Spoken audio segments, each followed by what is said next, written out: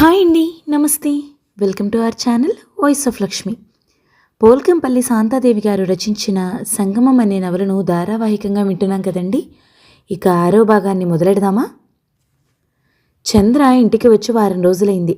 వచ్చినప్పటి నుండి ఎక్కడికి బయటికి వెళ్ళలేదు. ఇలా రోజులు కట్టిపడేసినట్టుగా ఎక్కడికి కదలకుండా ఉండటం చంద్ర జీవితంలో కొత్త అధ్యాయం ప్రారంభమైనట్టుగా ఉంది. ఇలా తనను తాను కట్టుపడేసుకోవటం వల్ల పిచ్చెత్తుతుందేమో అనుకుంది, కానీ అలా ఏం జరగలేదు. పుస్తకాలు చదువుకుంటుంది. బోర్ కొడితే పుస్తకాలు పక్కన పడేసి మంచం మీద పడుకుని ఆలోచిస్తూ ఉంటుంది. తన జీవితంలో కొత్తగా అడుగుపెట్టిన 2 స్నేహితుల గురించి. తనకి స్నేహితులు కొత్త కాదు, ఈ 2 స్నేహితులు మాత్రం కొత్త. గోపాలకృష్ణ గోవులాంటి సజ్జనుడు, మనోహర్ సజ్జనుడే, కానీ అవసరమైతే చెడుని కూకటి వేళ్లతో పెకలించి వేసే తీవ్రత ఉంది అతడిలో. ధైర్యం, ఆత్మవిశ్వాసం, తనకు నచ్చిన పని ఏదైనా చేయడానికి వెనుకపడని మొండితనం, ఇవన్నీ ఉన్న మనిషి అతను. ఈ 2 తన జీవిత పందానే మార్చేసినట్లున్నారు. పాత జీవితానికి సమాధి కట్టి కొత్త జీవితం నిర్మించుకోవడానికి ప్రోత్సహిస్తున్నారు. దగ్గర హాలులో గొప్ప సినిమా, బ్రహ్మాండమైన విడుదల ఉదయం మాటతో. చంద్ర తమ్ముళ్ళు 3 పొద్దున్నే చద్దన్నాలు తిని బయలుదేరుతున్నారు.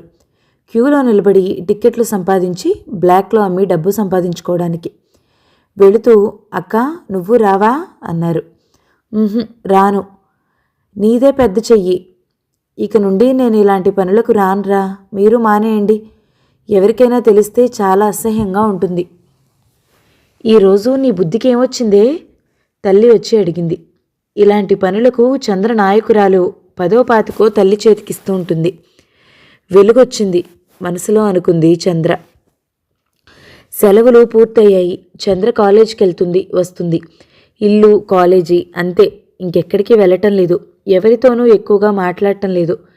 ఇదివరలో ఆమెకున్న బాయ్ ఫ్రెండ్స్కి ఇది కొంచెం ఇబ్బందికరంగా తయారైంది. తమతో సినిమాలకి, షికార్లకి పిలిస్తే సారీ అన్న ఒక్క ముక్కతో తప్పించుకుపోతుంది. చంద్రకేమొచ్చింది అన్న ప్రశ్న అందరి తలలలోనూ మొదలసాగింది. ఇదివరలో తన స్నేహితురాళ్ల చీరలు, దానికి మ్యాచింగులు అడిగి పుచ్చుకునేది. తన చీరలు వాళ్ళకిచ్చేది. ఇప్పుడు ఆ పద్ధతికి పూర్తిగా స్వస్తి చెప్పింది. తనకున్న వాటితో సాదాగా తయారై వస్తుంది. చంద్రలో వచ్చిన మార్పుకు విపరీతంగా ఆశ్చర్యపోతూ ఎక్కువగా ఆశాభంగం పొందుతున్నవాడు బుజ్జిబాబు. అతడి అసలు పేరు దినేష్, కానీ అందరూ బుజ్జిబాబు అని పిలుస్తారు. బాగా కలిగినింట్లో 1,000 నోముల పుణ్యమా అన్నట్టు పుట్టాడు. అతి గారాభంగా పెరిగాడు. అతడికున్న ఎన్నో పిచ్చుల్లో ఆడపిల్లల పిచ్చి ముఖ్యమైనది. 25,000 లంచం పెట్టి తండ్రి మెడికల్ సీటు సంపాదిస్తే ఫస్ట్ ఇయర్లో 3 సార్లు తప్పి చదువుకు గంట కొట్టేశాడు. జల్సాగా తిరగడం తప్పితే మరొక పని లేదు. చంద్ర మొదటిసారిగా లొంగిపోయింది అతడికే. డబ్బు మంచినీళ్ళలా ఖర్చు పెడతాడు. ఎక్కడైనా కనబడి కన్ను కొడితే చాలు, అతడితో వెళ్లాల్సిందే. అంత అధికారం సంపాదించాడు ఆమె మీద. ఆ రోజు చంద్రను బస్టాప్లో పట్టుకున్నాడు. సారీ బుజ్జిబాబు, నాకు కుదరదు, తప్పించుకో చూసింది. ఏమిటి సారీ? కుదరదన్న జవాబు వినడం 3వసారి. అంత కుదరకుండా ఏమొచ్చింది? నిలదీసి అడిగాడు. ఇది వరకులా తిరగడం ఎలా కుదురుతుంది? ఫైనల్లోకి వచ్చాను. 1 నిమిషం వేస్ట్ చేయడానికి వీల్లేదు. రెచ్చగొట్టినట్టుగా మాట్లాడితే తనకే ముప్పని నచ్చచెప్పుతున్నట్టుగా అంది. అంతే కదా, 1-2 గంటలు నాతో గడిపితే నీ చదువుకొచ్చిన నష్టం ఏమీ లేదు. పద. చెయ్యి పట్టుకుని ఆపి ఉంచిన మోటార్ బైక్ వైపు లాక్కుపోసాగాడు. చంద్ర చెయ్యి విదిలించుకుంది. నడిబజార్లో ఏమిటి అల్లరి? నేను రానంటుంటే. తెచ్చిపెట్టుకున్న సహనం ఎగిరిపోయింది. నువ్వు పెంకితనం చేయకపోతే అల్లరి చేసే అవసరం నాకేమిటి? నేను రానంటుంటే? అదే వద్దంటున్నాను. ఎందుకు రావు? నేను చదువుకోవాలి. చదువుకో, బాగా చదువుకో. ఫస్ట్ క్లాస్లో పాస్ అయితే నువ్వు వెంటనే బోర్డు కట్టుకునేందుకు తయారుగా ఓ నర్సింగ్ హోమ్ కట్టించి పెడతా, కానీ ఈరోజు ఓ 2 గంటలు నాతో గడుపు. నేను రాను. తను ఎక్కవలసిన బస్సు వచ్చేయటంతో పరిగెత్తి ఎక్కింది. పళ్ళి కొరికాడు బుజ్జిబాబు. దీనికి ఎంత పెట్టాను? ఎంత విశ్వాసహీనంగా ప్రవర్తిస్తుంది. చదువుకోవాలిట. నన్ను కాదన్నాక దాని చదువును గంగలో కలుపును. మరో రోజు అదే చోట కాపు వేశాడు. చంద్ర వస్తూనే జేబు నుండి నోట్ల కట్ట తీసి ఆమె ముఖం ముందు ఆడించాడు. పద. అతడాశించినట్టు చంద్ర కళ్ళు ఆనందంతో రెపరెపలాడలేదు. పైగా అవి కోపంతో ఎర్రపడ్డాయి. ఏమిటి, నేను వేశ్యననుకున్నావా? మండిపడుతూ అడిగింది. కొత్తగా మడికట్టుకున్నట్టు ఆ మాటలు మాట్లాడద్దు. మొదట బోణీ చేశానని మరువకు. ఏం మరువలేదు, మరువను కూడా. డబ్బు వెదచల్లి ఆడపిల్లల్ని ఎలా లొంగ తీసుకోవాలో నీకు బాగా తెలుసు. ఒకరోజు నేను నీ డబ్బుకు లొంగానేమో కానీ ఇవాళ లొంగే స్థితిలో లేను. అంటే నాకంటే బాగా డబ్బు పెట్టేవాడు దొరికాడన్నమాట. నీ ఇష్టం, ఏమైనా అనుకో. మొండిగా ముందుకు కదిలింది. అతడు చటుక్కున రెక్క పెట్టేశాడు. అంత తేలిగ్గా వదులుతానని అనుకున్నావా? నాకు కోపం తెప్పించుకో. నడివీధిలో రేప్ చేసి పడేయగలను. అతడిలో రెక్కలు చాచిన రౌద్రం చూసి జంకు చోటు చేసుకుంది చంద్రలో. బిత్తరగా చుట్టూ చూసింది. కుతూహలంగా, నేత్రపర్వంగా చూసేవాళ్లు తప్ప తనకు వచ్చిన కష్టానికి అడ్డుపడే వాళ్ళెవ్వరూ కనిపించలేదు. ఉపాయంగా ఈ ఆపద నుండి బయటపడాలి తప్ప అతడికి కోపం తెచ్చి లాభం లేదనిపించింది. ముఖంలోకి నవ్వు తెచ్చుకుంది. మగాడిని అనిపించుకున్నావు. పట్టంటే నీది. పద, కానీ నా టైం వేస్ట్ చేయొద్దు. అతడు బైక్ స్టార్ట్ చేశాడు. వేస్ట్ చేయడమా? నీ ప్రతి నిమిషానికి అంత విలువగా ఖరీదు కడతాను. కాబోయే డాక్టర్ అమ్మవి. విజయ గర్వంతో ఈలవేసి అన్నాడు. హోటల్ అన్నపూర్ణ ముందు బైక్ ఆపి కౌంటర్ దగ్గరికి నడిచి రూమ్ బుక్ చేసి వెనక్కి తిరిగి చూసేసరికి చంద్ర కనిపించలేదు. గబగబా బయటకు వచ్చి చూశాడు. ఆమె తనకు మస్కా కొట్టి చల్లగా జారుకుందని తెలుసుకోవడానికి ఎంతోసేపు పట్టలేదు. గేటు నెమ్మదిగా తెరుచుకుని లోపలికి నడిచి తలుపు మీద టకటకా కొట్టింది చంద్ర. చాలాసేపటికి గాని ఆ టకటక శబ్దం కృష్ణ చెవిలో దూరలేదు. దూరాక మన్నం, ఎవరో తలుపు తడుతున్నారు చూడు అన్నాడు. అని తన పనిలో మునిగిపోయాడు. మంచం మీద అతడి చుట్టూ పేర్చినట్టుగా తెరిచిన పుస్తకాలున్నాయి. వాటిలోకి చూస్తూ నోట్స్లో ఏమో రాస్తున్నాడు. ఎంత ఏకాగ్రతగా రాస్తున్నాడంటే తన వెనుక చంద్ర ఎంతసేపుగా నిలబడిందో అతడికి తెలియలేదు. పుస్తక సముద్రంలో మునిగిపోయారే, కాసేపు తేల్తారా? కృష్ణ చటుక్కున తల తిప్పి చూశాడు. ఇష్టమైన వ్యక్తి అనుకోకుండా ఎదుట ప్రత్యక్షమైతే విరిసే సంతోషం, మెరిసే కాంతి అతడి కళ్ళలోకి వచ్చాయి. బావున్నావా చంద్రకళ? ఏం శ్రేయోభిలాషులు, ఒక్కసారన్నా నన్ను చూద్దామని వచ్చారా? మంచంలో పడితే అంత సేవ చేశానే, మర్యాదస్తులు కదూ, మా బోటి వాళ్ల ఇళ్లకు ఎందుకొస్తారులేండి. ప్రశ్న నీదే, నాకేం మిగల్చలేదు నువ్వు నొచ్చుకుంటూ అన్నాడు. మరెందుకు రాలేదు చెప్పండి? కుర్చీ లాక్కుని అతడి దగ్గరగా కూర్చుంటూ అడిగింది. నువ్వు మా మనుకి ఒక మాటిచ్చి వెళ్ళావు. నీ మాట నిలబెట్టుకోవడానికి స్నేహితుడిగా సహకరించాలన్న ఉద్దేశం తప్ప నువ్వన్న మర్యాద గురించి నేను ఆలోచించలేదు. థ్యాంక్స్. ఇంతసేపు మాట్లాడింది పైపైగా అనిపించినా ఆ పదం మాత్రం గుండె లోతుల్లోంచి వచ్చినట్టుగా అనిపించింది. మీ స్నేహితుడు ఎప్పుడొస్తారు? మీటింగ్ ఏదో ఉందని, వచ్చేటప్పటికీ రాత్రి అవుతుందని చెప్పాడు. ఆయనతో కొంచెం పనుండొచ్చానే. డబ్బు కావాలా? నాతో చెప్పకూడనిదా? మరులాంటి స్నేహితుడిని కాకపోవచ్చు, కానీ నీకేదైనా కష్టం వస్తే పంచుకునేంత స్నేహం ఉందని మాత్రం గుర్తుపెట్టుకో. మీరు రకం స్నేహితులు, మీ మను ఒక రకం స్నేహితులన్న విషయం నాకు తెలియదే. ఆశ్చర్యం ప్రకటించింది. మా మను నిన్ను శాసించినట్టుగా నేను శాసించలేను కదా. ఆయన శాసించడం నేను లొంగటమునా? అదెప్పుడు జరిగింది? ఇప్పుడు మరీ ఆశ్చర్యపోయింది. మనుకి ఊరికనే మాటిచ్చావా? ఆయన నాకు స్నేహితుడు, మీలాంటి స్నేహితుడే. ఇంతవరకు మీ ఇద్దరికీ మధ్య తేడా ఏర్పడలేదు. మీరు కూడా ఏదడిగినా నేను కాదనలేను.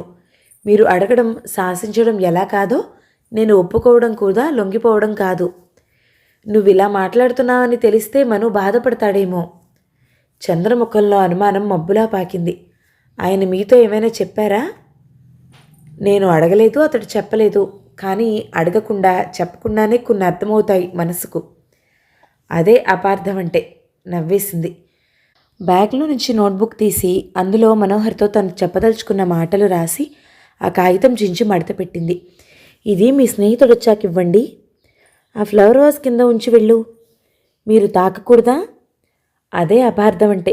నవ్వి చేతికి తీసుకుని ఫ్లవర్ వాజ్ కింద తనే ఉంచేశాడు. నేను వెళ్తానికా? కూర్చో. మన్నెం కేకవేశాడు. మన్నెం వచ్చాక 2 టీ తయారు చేసి తెమ్మని చెప్పాడు. తెచ్చాక అల్మరా నుండి బిస్కెట్స్ తీసి ప్లేట్లో ఉంచి చంద్ర ముందుంచాడు. ఏమిటా పుస్తకాలు? ఐఏఎస్కే ప్రిపేర్ అవుతున్నాను. ముందు సాధన, వెనుక మనిషి నడవాలి, తప్పదు. ఏ సంకల్పం లేకుండా కూర్చుంటే మనిషి చేతికి ఏదంతుందో తెలీదు. పామందినా పట్టుకోవాల్సి వస్తుంది. కానీ తను స్వతహాగా పూనుకుంటే తనకు కావలసినవి కొన్నైనా పొందవచ్చునని మను చెప్తాడు. ఇంకా మను చెప్పడం మీదే ఉన్నారా? మీకంటూ ఒక అభిప్రాయం ఏర్పడలేదా? మను తాపత్రయమంతా నన్ను స్వతంత్రుణ్ణి, ఉన్నతుణ్ణి చేయాలనే. నేను ఇప్పుడిప్పుడే తప్పటడుగులు వేస్తున్నాను. నా జీవితం అంతా వాడికి రుణపడి ఉంటానేమో. కృష్ణ గొంతు నిండా కృతజ్ఞత తొణికింది. కొద్ది నిమిషాల తర్వాత చంద్ర వెళ్ళిపోయింది. రాత్రి మనోహర్ వస్తూనే చంద్ర వచ్చి వెళ్ళిందని, ఆమె రాసిన చీటీ ఫ్లవర్ వాజ్ కింద ఉందని చెప్పాడు కృష్ణ. చీటీ తీసి చదువుకున్నాడు మనోహర్. మనోహర్ గారు, నేను మీతో మాట్లాడదామని వచ్చాను. మీరు లేరు. నేను మీకు మనస్ఫూర్తిగా వాగ్దానం చేశాను ఆ రోజు. ఆ వాగ్దానం నిలబెట్టుకోవడానికి నా శక్తినంతా ఉపయోగిస్తున్నాను. పాత జీవితంలోని పంకిలమంతా ప్రక్షాళన చేసుకుని కొత్త జీవితం విలక్షణంగా నిర్మించుకుందామని ఆశపడ్డాను. కానీ గతంలో నేను వేసిన తప్పటడుగులు నా నీడలై వెనకే వస్తున్నాయి. దెయ్యాలై పీడిస్తున్నాయి. తప్పించుకునే ప్రయత్నంలో అలసిపోతున్నాను. వచ్చి సహాయం చేస్తారు కదూ? చంద్ర. కాలేజీకి వెళ్ళే టైం అవుతుంటే చంద్రకి గుండె టకటకా కొట్టుకోసాగింది. జీవితంలో మొదటిసారిగా కలిగిన వెరపు. మగవాళ్ళంటే తనకెప్పుడూ భయం లేదు. కానీ కొత్తగా ఈవేళ బుజ్జిబాబును తలుచుకుంటే భయం వేసాగింది. నిన్న మస్కా కొట్టి వచ్చింది. దెబ్బతిన్న పులిలాగా, పగపట్టిన పాములాగా తన కోసం దారిలో కాచు కూర్చుంటాడనడంలో సందేహం లేదు.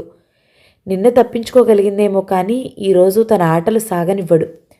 తనకు చెడిపోవడం కొత్త కాదు. కానీ ఒక మంచి స్నేహితుడికి ఇచ్చిన వాగ్దానం నిలబెట్టుకోకపోతే తనేం మనిషి? మనోహర్కి తెలిస్తే ఏమనుకుంటాడు? కుక్కతోక వంకర తీర్చలేనిది అనుకోడు. నిన్న చీటీ రాసి ఇచ్చొచ్చింది కదా, చదువుకునే ఉంటాడు. మరీ రాలేదెందుకు? వస్తే ఒకరోజు వస్తాడు. రోజు అతడికి పని ఉండదు.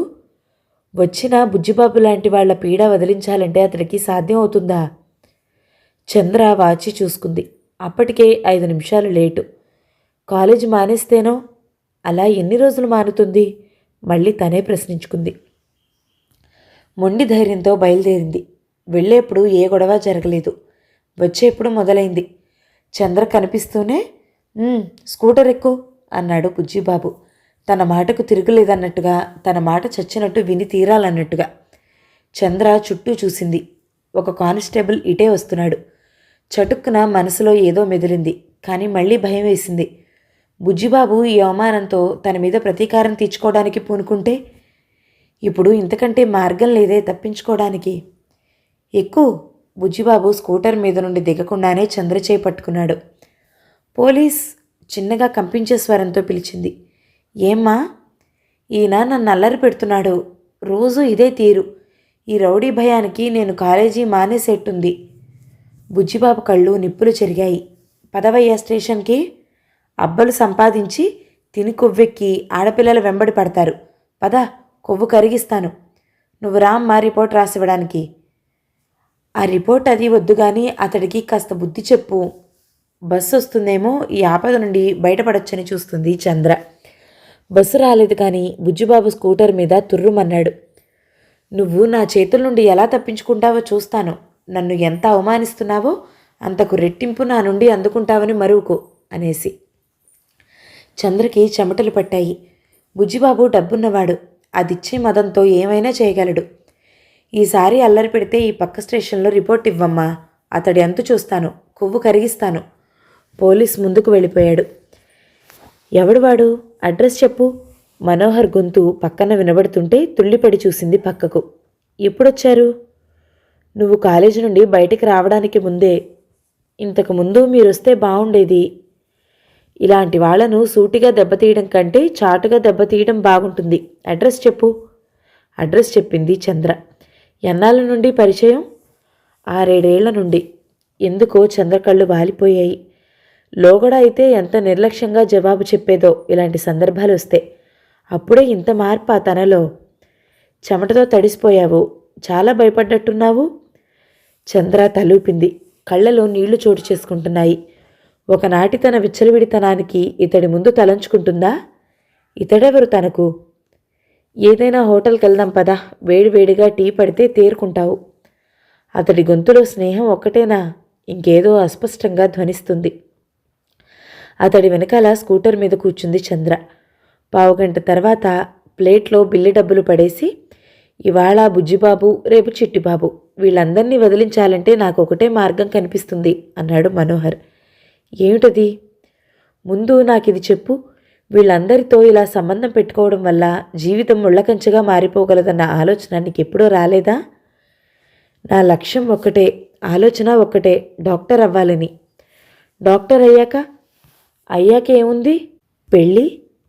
పెళ్ళి గురించి నేనెప్పుడూ ఆలోచించలేదు. చేసుకోవా? చేసుకోకూడదని కూడా ఏమీ లేదు. అయితే నువ్వు వెంటనే చేయాల్సిన పని అదే. వెంటనే పెళ్లి చేసుకో. ఇక నీ జోలికి ఎవ్వరూ రారు. బజారులో పుస్తలు తాడుకొని మెడలో ముడివేసుకోమంటారా? పెళ్లి కొడుకులకు అంత కొరతొచ్చిందనుకున్నావా? నా పెళ్లి విషయానికి వస్తే కరువేనేమో. ఎందుకంత నిస్పృహ? నిస్పృహ కాదు, యథార్థమది. నా సంగతి తెలిస్తే ఎవరూ చేసుకోరు. తెలుపకుండా నేను చేసుకోను. తెలిసి చేసుకుంటే? నా జీవితంలో పెళ్ళి అసంభవం మనోహర్ గారు. ఎందుకని? ఇంతసేపు మామూలుగా మాట్లాడినా ఇప్పుడు అతడి గొంతులో, ముఖంలో ఉద్విగ్నత తొంగి చూడకుండా ఉండలేకపోయింది. ఈ శరీరం ఎందరిదైనా మనసు మాత్రం ఒక్కరిదే. ఆ ఒక్కరికి నా మనసు ఇచ్చేశాను. మనసులో ఒకరు, జీవితంలో ఒకరునా? అందుకే అసంభవం అంటున్నాను. ఎవరతడు? నా జవాబుతో మీ మనసు గాయపడుతుందని తెలుసు, కానీ చెప్పక తప్పదు. ఊపిరి బిగబడ్డట్టుగా చూస్తున్నాడు. అతడు మాత్రం మీరు కాదు, అతి మెల్లని కంఠంతో అంది. ఏమీ కానా? ఎలాగో గొంతు పెగల్చుకుని అడిగాడు. మంచి స్నేహితులు. పూర్వజన్మలో ఏ ఘోరంత పుణ్యమో చేసుకుని ఉంటాను. కొన్నంత వెలుగులా మీరు నాకు పరిచయం అయ్యారు, స్నేహితులయ్యారు. అంతేనా? అంతకంటే ఎక్కువ ఆశించారని నిన్ననే తెలిసింది మీ స్నేహితుడి మాటల వల్ల. మీరు నా నుండి తీసుకున్న వాగ్దానం ఒక స్నేహితుడిగా మాత్రం కాదని నిన్ననే తెలిసింది. అంటే మీ మనోభావాన్ని అంత గుప్తంగా దాచుకున్నారన్నమాట. నిష్కర్షగా ఒకటే జవాబా? ఆలోచించడం అనేది ఏమన్నా ఉంటుందా? మనోహర్ జీవం లేని నవ్వొకటి నవ్వాడు. మనోహర్ గారు, నాకెంతో ఆశ్చర్యంగా ఉంది. పురుషుడి శీలానికి ఎంతో విలువనిచ్చే మీరు, రాబోయే సతి కోసం మీ పవిత్రతని ఎంతో జాగ్రత్తగా కాపాడుకుంటున్న మీరు, ఒక చెడిపోయిన దానికి మిమ్మల్ని అంకితం చేసుకోవాలనుకుంటున్నారా? ఎందుకో నీ మనసు పవిత్రం అనిపించింది. నీ వ్యక్తిత్వం అపురూపం అనిపించింది. తావలచింది రంభ, అంతే. డబ్బు కోసం చెడిపోయిన దానికి వ్యక్తిత్వం అపురూపం, మనసు పవిత్రత. ఎవరైనా వింటే మిమ్మల్ని పిచ్చివాళ్ల కింద జమకడతారు. కానీ నా మనసుకు తెలుసు నేను పొరపడలేదని. నిజాయితీ అనేది మనసుకు సంబంధించిన శీలం. నీలో ఆ నిజాయితీ ఉంది. నిన్ను నమ్మిన వాళ్లను నువ్వెప్పుడూ మోసగించలేవు. ఇది విశాలంగా ఆలోచించడం అనుకోవాలా, విపరీతంగా ఆలోచించడం అనుకోవాలా? ఏమీ అనుకోవద్దు. కొంచెం నా గురించి ఆలోచించు. మౌనంగా కూర్చుంది చంద్ర. కొంచెం సేపటికి తలెత్తి అంది. మనోహర్ గారు, మీరు నాకు నెల నెలా ఇస్తున్న డబ్బు ఇక మీదట ఇవ్వటం మానేయండి. మనోహర్ ముఖం అప్రసన్నంగా, కోపంగా మారిపోయింది. అంటే మళ్ళీ నువ్వు డబ్బు కోసం? అతడి మాట పూర్తి కానివ్వలేదు చంద్ర. డబ్బు కోసం వెళ్ళమ్ముకోవడం ఇక జరగదు. మీకిచ్చిన వాగ్దానం కోసమే కాదు, నా మనసుకు కూడా అదేమంత మంచిగా అనిపించటం లేదు. పవిత్రత, అపవిత్రత, వీటి మధ్య తేడా తెలిసేది కాదు. ఆయన పరిచయానికి పూర్వం ఆయన మీద ఆరాధన ఎప్పుడు ఏర్పడిందో అదే ఆ రెండిటికీ మధ్య గీతను గీసింది. నీ చదువు మానేసి ఏ ఉద్యోగం దొరికినా చేస్తాను. నర్స్ ట్రైనింగ్లో నాకు స్వీటు త్వరగానే వస్తుందనుకుంటాను. డాక్టర్ని కాకపోయినా నర్స్ అయినా అవుతాను కదా. నన్ను అంత స్వార్థపరుడి కింద జమకట్టేశావన్నమాట. అతడి గొంతులో నిష్ఠూరం, వ్యథ స్పష్టంగా వ్యక్తమయ్యాయి. మీరు స్వార్థపరులని నేనెప్పుడన్నాను? తెల్లపోయి అడిగింది. వేరే అనాలా? కాబోయే భార్య ఉన్న దృష్టితో నీకు డబ్బిస్తున్నాననుకున్నావా? భార్యవి కాకపోతే స్నేహితురాలిగా ఉంటావు. నా స్నేహితురాలి చదువుకు సాయం చేయగల స్థితిలో ఉండి చేయలేకపోతే ఆ స్నేహానికి విలువే ఉంటుంది? ఒక పేద అమ్మాయిని చదివిస్తున్నానని కాదు, నా స్నేహితురాలిని నేను చదివిస్తున్నానన్న గర్వం నాకుందని. దీనివల్ల నీ మీద నేనేదో అధికారం పొందచూస్తున్నానని మాత్రం అపోహపడకు దయచేసి. ఏడుస్తున్నావా? ఎందుకు? మీ ముందు, ఆయన ముందు నా తల వాలిపోతూ ఉంటుంది. ఇలా తల వంచుకోవాల్సిన పరిస్థితి వస్తుందని నేనెప్పుడూ అనుకోలేదు. ఎవరైనా "ఉహుం, చెప్పను." చంద్ర కళ్ళలో సిగ్గుతెరలు. "స్నేహితుడిలా కానా? ఇంతవరకు మిమ్మల్ని గాయపరిచింది చాలు. ఇక వద్దు, వదిలేయండి ఆ విషయం." రాత్రి 10 గంటల సమయం. ఫోన్ గణగణమంది. పడుకోబోతున్న మనోహర్ తీశాడు. "Hello, Manohar here." "My God, ఎవరు పొడిచారు? మీరు ఏ హాస్పిటల్ నుండి మాట్లాడుతున్నారు?" "ఇప్పుడే వచ్చేస్తున్నాను." ఫోన్ పెట్టేసి గబగబా కృష్ణ దగ్గరికి వచ్చాడు. "కృష్ణ, చంద్రకళని ఎవరో పొడి చేశారట. హాస్పిటల్లో ఉందట. పరిస్థితి ప్రమాదకరంగా ఉందిట." టేబుల్ ముందు గ్రంథపఠనంలో మునిగిపోయిన కృష్ణ చెవిలో వెంటనే మనోహర మాటలు దూరలేదు. చివరి మాటలు చెవిన పడ్డట్టున్నాయి. అయోమయంగా చూశాడు. "ఎవరికి ప్రమాదంగా ఉంది?" "ముద్దు, చంద్రకళని ఎవరో పొడి చేశారట. హాస్పిటల్ నుండి ఫోన్ వచ్చింది." బట్టలు వేసుకుని నిమిషంలో తయారయ్యాడు. "నేను రానా?" "రావాలనిపిస్తే రా." "ఊరికే రావాలనిపించటం లేదు. రెక్కలు కట్టుకుని వాలాలనిపిస్తుంది." ఉబికే మనోభావాలకి ఆతృతకి ఆనకట్ట వేసి నెమ్మదిగా లేచి తను బట్టలు వేసుకున్నాడు. అప్పటికే మనోహర్ వాకిట్లో స్కూటర్ బొయ్యమనిపిస్తున్నాడు. 10 నిమిషాల్లో హాస్పిటల్కి చేరుకున్నారు. వరండాలో ఒక ఆవిడ బెంచి మీద కూర్చుని నోటికి గుడ్డ అడ్డు పెట్టుకుని ఏడుస్తుంది. ఆమెను మనోహర్ చంద్రకళ ఇంట్లో చూసిన గుర్తు. ఆమె పక్కన పిల్లలు వెక్కిళ్లతో కళ్ళు తుడుచుకుంటున్నారు. పక్కనే నిలబడిన ముసలాయన కసురుతున్నాడు. "ఏడవకే, నర్సు వచ్చి మళ్ళీ కేకలేస్తుంది. హాస్పిటల్ కదా, గోల పెడితే ఎలా?" చంద్రకళకి తండ్రి కావచ్చును అనుకున్నాడు. "ఎలా ఉంది?" మనోహర్ ఆత్రంగా సమీపించాడు. "ఎవరు బాబు మీరు?" "మన అమ్మాయికి కావలసిన వాళ్లేమో, అలాగేనా అడగడం?" పెద్ద మనుషుల్ని పట్టుకుని నిలదీసినట్టుగా. ఆవిడ దుఃఖం మరిచిపోయినట్టుగా భర్తను కసిరింది. "ఎప్పుడు ఏ వార్త లోపల నుండి వస్తుందోనని హడలి చస్తున్నాం బాబు." మళ్ళీ చెంగు నోటికి అడ్డం పెట్టుకుంది. మనోహర్ ముఖం పాలిపోగా ఆపరేషన్ థియేటర్ వైపు అడుగు వేస్తుంటే ఇంతకుముందు అతడికి ఫోన్ చేసిన డాక్టర్ సురేంద్ర ఎదురయ్యాడు. అతడితో కొద్ది మాత్రం పరిచయం ఉంది మనోహర్కి. "బాగా రక్తం పోయింది, రక్తం ఎక్కించాలి. ఆమె గ్రూప్ రక్తం దొరకడం కష్టంగా ఉంది. బ్లడ్ బ్యాంక్కి ఫోన్ చేశాం, లేదన్నారు." సురేంద్ర చెప్పాడు. "నా రక్తం పరీక్ష చేయండి, సరిపోతుందేమో." చాలా నిగ్రహంతో తన భావాలని కప్పిపుచ్చుకుని మామూలుగా ఉండటానికి ప్రయత్నించాడు మనోహర్. "మాట్లాడుతుందా?"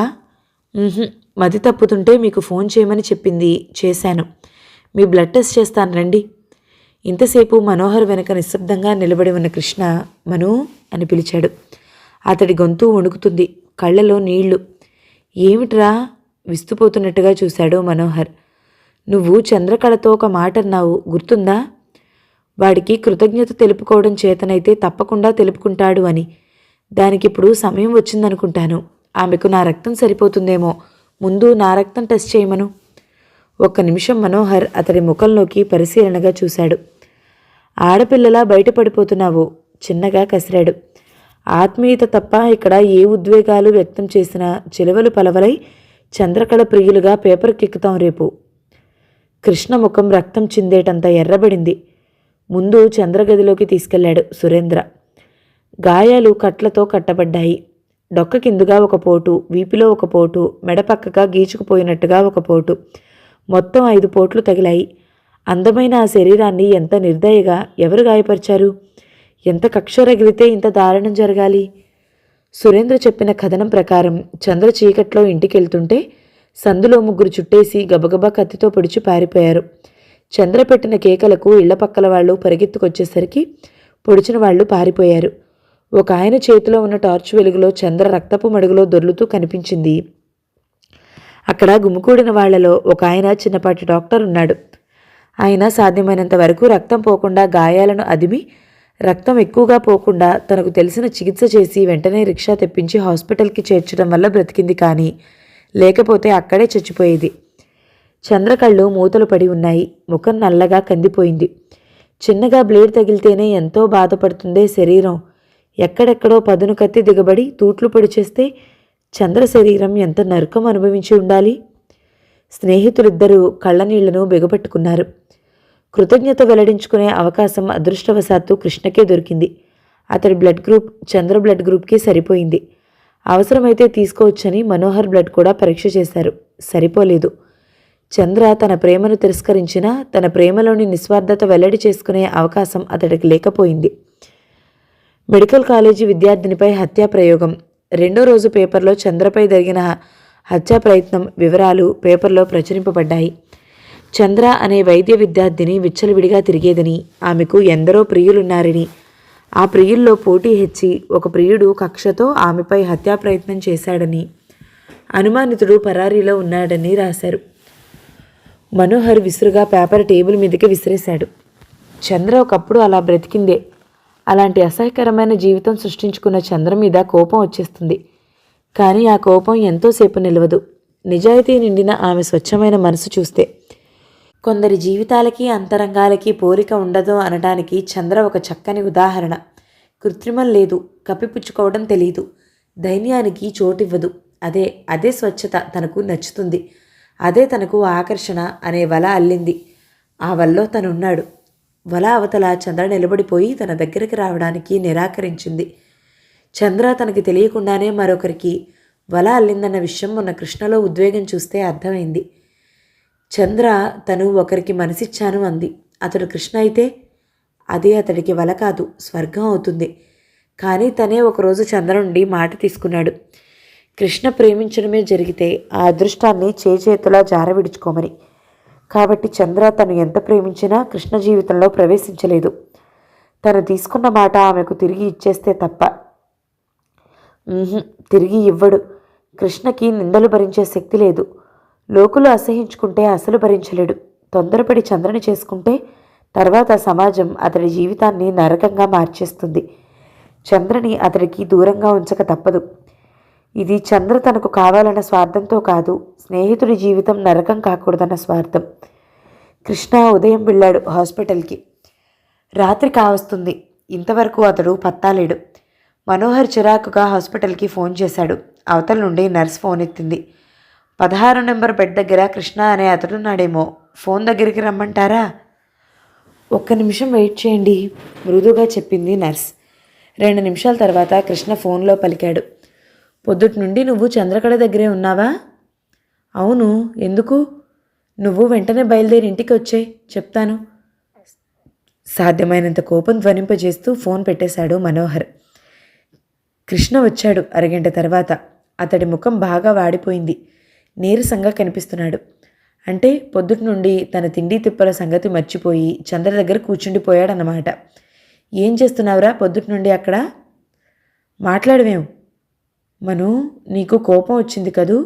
సారీ, నేను నీ గురించి మర్చిపోయాను. కానీ నేను మరో ఉద్దేశంతో చంద్ర దగ్గర కూర్చుండిపోలేదు. నాకు యాక్సిడెంట్ అయి మంచంలో ఉన్నప్పుడు ఏ స్నేహము ఏ సంబంధము లేకుండానే నాకు చాలా సపర్యలు చేసింది. కన్న తల్లిలా చేసింది మను. కృతజ్ఞత వెల్లడించుకోవడానికి నాకు సమయం వచ్చింది. మందివ్వడానికి నర్సులు డాక్టర్లు ఉన్నారు. తిండి తిప్పులు చూడడానికి వాళ్ళు ఉన్నారు. నీ అవసరం ఏమిటక్కడ? అవసరం కల్పించుకుంటే ఉంటుంది. నా తృప్తి కోసం ఉన్నానక్కడ. మనోహర్ పేపర్ తీసి అతడి ముందు పడేసి ఇది చదువు అన్నాడు, చంద్ర గురించి వార్త పడిన చోట వేలించి చూపుతూ. కృష్ణ చదివాడు. ఈ వార్తకి నేను అక్కడికి వెళ్ళి కూర్చోవడానికి సంబంధం ఉందా? చంద్రప్రియుల్లో నువ్వు ఒకడిగా పేపర్కి ఎక్కడం నాకు ఇష్టం లేదు. మను, నువ్వేనా నిందలకు జడిసేది? ఆశ్చర్యంగా చూశాడు కృష్ణ. నింద నా మీద పడితే నేను జడవను. నా స్నేహితుడి మీద పడితే మాత్రం నేను సహించలేను. వాటికి దూరంగా నిన్నుంచాలని నా తాపత్రయం. ఇదివరలో నేను పిరికినే. ఒకరు చెప్పిందే నాకు తోచేది కాదు. ఇప్పుడు అలా కాదు. 3 నెలలుగా నీ సహచర్యం, నీ ఉపదేశాలు నన్ను చాలా మార్చేశాయి. ఇప్పుడు ఎవరికీ జడిసే స్థితిలో నేను లేను. నా మనసుకు ఏది మంచిదనిపిస్తే అది ధైర్యంగా అమలు పెట్టగలను. చంద్రప్రియుల్లో నేను ఒకటిగా పేపర్కి ఎక్కితే ఎక్కని. ఎవరో ఏదో వార్త సృష్టిస్తున్నారని మనకెంతో ఆత్మీయమైన మనిషి దగ్గరికి వెళ్లకుండా ఉంటామా? ఎవరో ఏదో అంటారని ఈ సమయంలో చంద్ర విషయంలో విశ్వాసహీనంగా ప్రవర్తిస్తామా? కానీ ఒకటి గుర్తుంచుకో, చంద్ర విషయంలో ఎలా విశ్వాసహీనంగా ప్రవర్తించలేనో నీ విషయంలోనూ అంతే. నేను నీకెప్పుడూ ద్రోహం చేయను. చాలా పెద్ద పెద్ద మాటలు మాట్లాడుతున్నావు. అసలు సంగతి ఏమిట్రా? నీకు చంద్రకు మధ్య ఉన్న అనుబంధం నాకు తెలుసునంటే ఊహించాను. చంద్ర మీదున్నది కేవలం సదభిప్రాయం, స్నేహం. మరో అభిప్రాయం ఉండదు. మిత్రద్రోహం చేయను. పిచ్చివాగుడురా నీది. నీకు తెలుసునన్నది ఊహించావన్నది సగం మాత్రం కరెక్టు. 1 వే ట్రాఫిక్ రా ఈ ప్రేమ. నిర్వేదంగా నవ్వాడు మనోహర్. తన అవసరం కోసం శరీరం ఎందరికీ మార్చినా మనసు మాత్రం ఒకరికేనన్నది. ఆ ఒక్కడిని నేను కాదు. మను, కృష్ణ ఉద్వేగంతో మనోహర్ భుజం గుచ్చి పట్టుకున్నాడు. చంద్ర ఇంత కృతజ్ఞురాలా? నా డబ్బుకు నా స్నేహానికి ప్రతిఫలంగా తన మనసుని ప్రేమని ఇవ్వాలని ఏం లేదుగా. లేకపోతే మాత్రం తన క్షేమం నీకంటే ఎక్కువ ఎవరు కోరతారు? తనని ఒక మంచి మార్గాన పెట్టింది నువ్వు కాదు. ఆమె క్షేమం నాకంటే కోరేవాళ్ళు లేరని ఎలా అనుకుంటున్నావు? ఆమె మనసు ఎవరిని ఇష్టపడిందో అతడు కోరవచ్చుగా. సంభాషణ మార్చేస్తూ అన్నాడు. వెళ్ళి స్నానం చేసి వస్తే భోంచేద్దాం. వారం రోజులు గడిచాయి. చంద్ర ఇంకా హాస్పిటల్లోనే ఉంది. స్పృహ వచ్చినప్పటి నుండి పోలీసులు, విలేకరులు ప్రశ్నలు విసిగిపోయింది. చచ్చిపోతే ఈ బాధ ఉండేది కాదు కదా అనుకుంటుంది. పేపర్లో పడ్డ వార్త చదివి ఎవరో నాన్నకి చెప్పారట. పేపర్ తెచ్చి ముఖాన కొట్టి, ఛీ, నువ్వు ఇలాంటి దానివని అనుకోలేదే, ఆ పొడిచిన వాళ్ళెవరో చావు పొడిస్తే పీడా పోయేది అని చిత్కారం చేసి వెళ్ళాడు. తల్లి వచ్చింది. ఈ దేశంలో అందరూ పతివ్రతలైనా తెలియనంతసేపు ఏ తప్పు లేదు అని సనగడం మొదలుపెట్టింది. అవసరం నిన్నిలా తిప్పిందే అనుకో, మరీ ఊరంతా తెలిసిపోయేలా తిరగడాలేమిటే మగపిల్లలతో? తిరగకపోతే నన్ను నువ్వు చదివిస్తావా అంటూ దెబ్బలాడేది ఇదివరలో. అయితే ఇప్పుడు చప్పుడు చేయకుండా ఊరుకుంది. తప్పుదోవన నడిచిన రోజు ఏ బాధ లేదు. ఇప్పుడు వచ్చి పడింది ఆ బాధ. తప్పు చేస్తే తప్పు లేదు, ఆ తప్పు నలుగురికి తెలిసేలా చేస్తేనే తప్పన్నమాట. మనోహర్ తనకి స్పృహ వచ్చిన రోజు కనిపించి వెళ్ళాడు. మళ్ళీ రాలేదతడు. కృష్ణ కూడా వారం రోజుల నుండి రాలేదు. పేపర్లో వచ్చిన వార్తలు చదివి వాళ్ళు అసహించుకుంటున్నారేమో, అందుకే వాళ్ళు రావటం లేదు.